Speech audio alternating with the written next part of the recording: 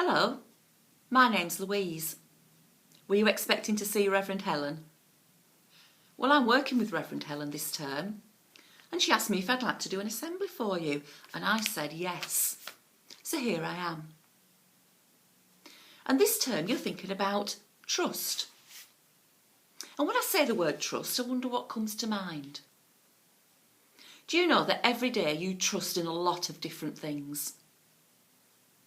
When you get up in the morning, you open the fridge and you trust that your mum or your dad has bought some food for you for your breakfast.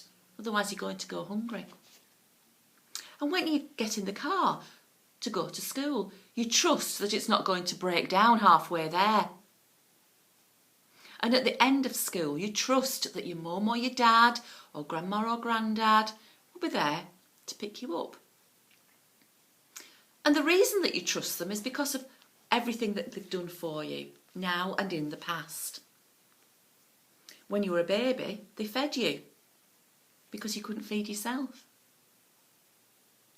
When you wanted to play out in the road, they stopped you so that you didn't get hurt. And when you fancied digging up some worms for your dinner, they said that's probably not a good idea. You trust your parents to take care of you, don't you? Because they've been doing it for such a long time. Well, today we're going to think about trusting in God. And I'm going to tell you a story about two people and how much they trusted in God. But first, I want you to make a list of as many characters as you can remember from the Christmas Bible story. And your teacher might like to stop the video so that you can write the list on the board. Well, on your list, I think you will have Mary and baby Jesus, and I think you will have Joseph, Mary and Joseph. And have you got the shepherds? And who told the shepherds the good news? Do you remember? The angels. And who else? Oh yes. Who have we got here? 1, 2, 3 wise men. Are they on your list? I bet if you're really, really clever, you've got someone else as well. Have you got King Herod on your list there? That's good. Well, there are 2 more people in this story. 2 people who waited all their lives to meet this new baby. 2 people who trusted in God's way of doing things. Do you know that when Jesus was born, there are only 3 times that it mentions Jesus as a baby in the Bible? The first was when the shepherds came. And who came to visit Jesus after the shepherds? The wise men, that's right. But between the story of the shepherds and the story of the wise men, there's another story about Jesus. And it's not about more shepherds. And it's not about more wise people following stars. It's about 2 normal, ordinary people. And their names are Anna and Simeon. Let's think about Simeon first. Simeon was an old man. But he loved God and he did the right things in life. And Simeon had been given a promise from God that he would get to see Jesus before he died. Now, to us that might not seem like a big deal because we know that lots of people saw Jesus during his time on earth.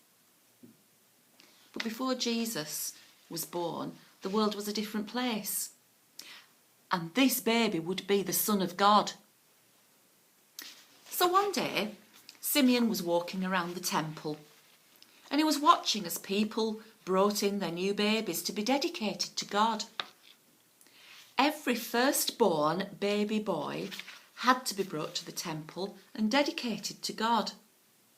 So every day there were people walking in the temple to dedicate their babies. And I think Simeon would walk around and maybe talk to parents and ask them about their family and their babies to see if they were the one that he'd been promised about, the one who was the Son of God. And maybe he went up to families and said, "Hello, so where are you from? And where was your baby born? And who are his grandparents?" I imagine Simeon would pick out families that he thought might be right and ask them questions. But he was on the lookout for a very special family. One day, as he was looking around, a poor family walked in. Simeon could tell that they were poor because instead of bringing a lamb to be sacrificed, they brought 2 doves. They didn't look as though they had very much compared to everybody else. But Simeon went up to them and asked, "And where are you from?" And they probably answered, "We are from Nazareth." "And was your baby born there?" "No, our baby was born in the town of David, in Bethlehem."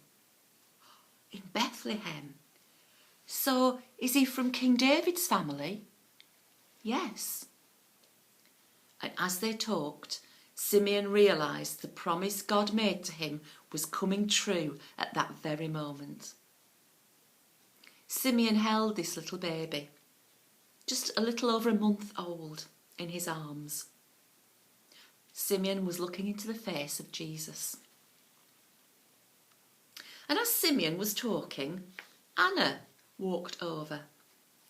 Anna was an old lady. Her husband had died when she was young, and she'd been living as a widow near the temple for most of her life. And Anna too had been promised of a very special baby that was to be born, and she came over to see Mary and Joseph and little baby Jesus. And I think that was a very special moment for Anna. Simeon said, "God, you did it. You promised you'd send your son into the world. I've been waiting for you to make good on that promise for my whole life. And now I'm holding that promise in my arms. I am looking at the Saviour of the world." I can't imagine how special that moment was for Simeon. To wait your whole life for one moment. That had to be pretty special. Do you know why Simeon had waited? And why Anna had waited? Do you know what helped Simeon to live his entire life believing he would see Jesus as he was promised? He trusted God. Simeon believed that the God he couldn't see had made him a promise. And Simeon believed that God would deliver that promise.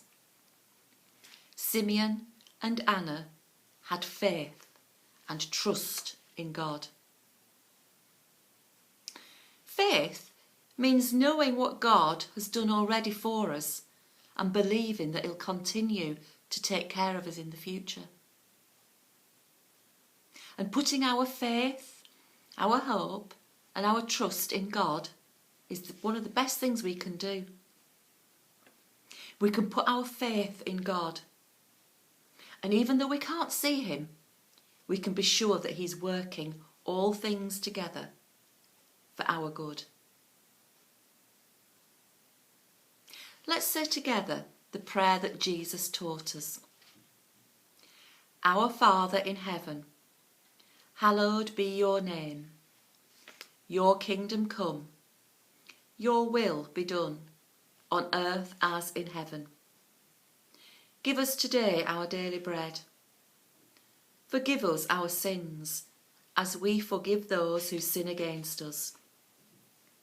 Lead us not into temptation, but deliver us from evil.